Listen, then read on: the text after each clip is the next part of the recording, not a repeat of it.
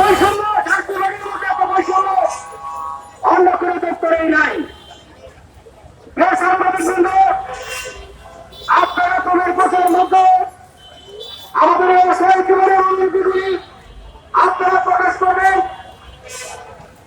আমরা বিভিন্ন সময় সরকারের বিভিন্ন মন্ত্রী আমাদেরকে বারবার আশ্বস্ত করেছে 2016 সালে আমাদেরকে জাতীয়করণ করার ঘোষণা দিয়ে 6 সদস্যের একটি পরিবার কিভাবে চলতে পারে।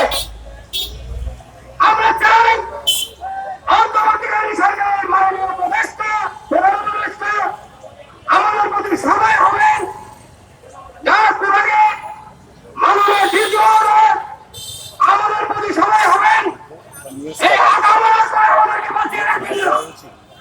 আমরা সন্তানদেরকে শিক্ষা, চিকিৎসা, বাবা মায়ের খেদমত আমরা চাই বাংলাদেশ ডাক বিভাগে যে বৈষম্যগুলি আছে এই বৈষম্যগুলো দূর করে 23,000 কর্মচারীদের অনতি বিলম্বে জাতীয়করণ করতে হবে।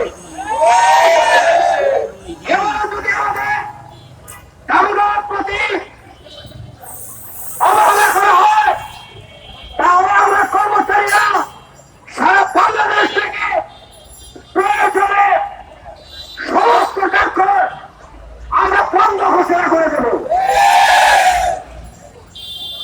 এভাবে জীবন চলে না, এভাবে সরকারি একটি দপ্তর চলতে পারে না যে দপ্তরে 9,886 ডাক্তারের মধ্যে 8,500 ডাক্তারের কর্মচারীরা চরমভাবে বৈষম্যের শিকার।